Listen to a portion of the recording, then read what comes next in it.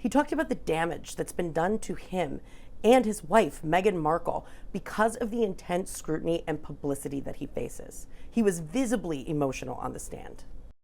7 claimants led by Prince Harry and including Elizabeth Hurley, Elton John, and his husband are suing Associated Newspapers. They say that deceptive practices were used to obtain information and ultimately publish that information.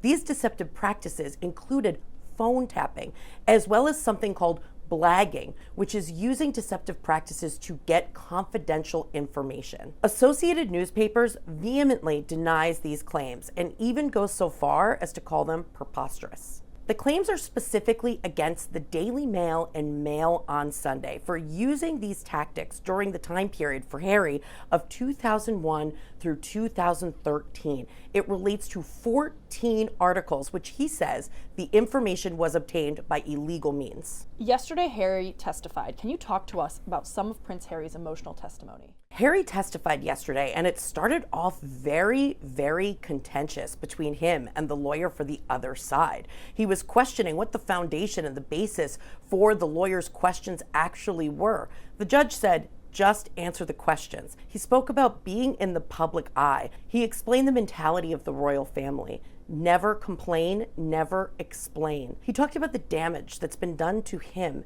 and his wife, Meghan Markle, because of the intense scrutiny and publicity that he faces. He was visibly emotional on the stand. We also saw Harry be questioned by A&L's lawyers if information could have been leaked by friends or social circles. What does that suggest about their line of questioning?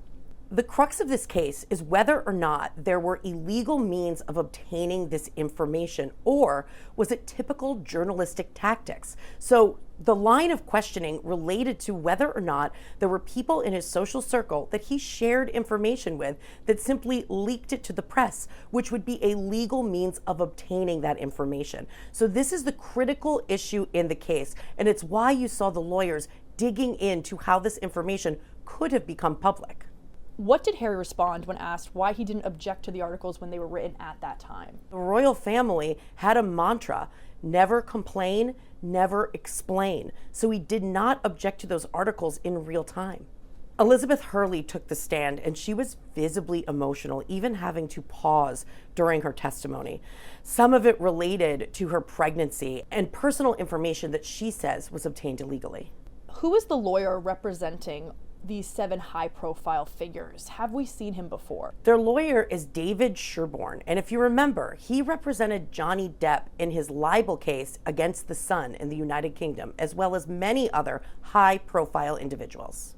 What else has A&L's lawyers said about the case? A&L is vehemently denying the allegations of these 7 claimants, and they actually submitted something to the court saying that these are not the practices that they used, that instead they were valid journalistic practices. They also said that they're lining up the editors and journalists to reject these claims. That's the evidence that we anticipate will be presented on behalf of the defense. How long is this trial expected to go on? This trial will go on for 9 weeks, so expect to see a lot of testimony and evidence exchanged to get down to that critical question, whether or not this information was obtained legally. What could a victory in this case for Harry and other celebrities involved mean? What is at stake? If there is a victory, if the claimants are successful, they can obtain damages. Now, that would be a different calculation for each of the individuals. But more than that, what they've said, including Harry, is that it's to prove a point, to put an end to what they say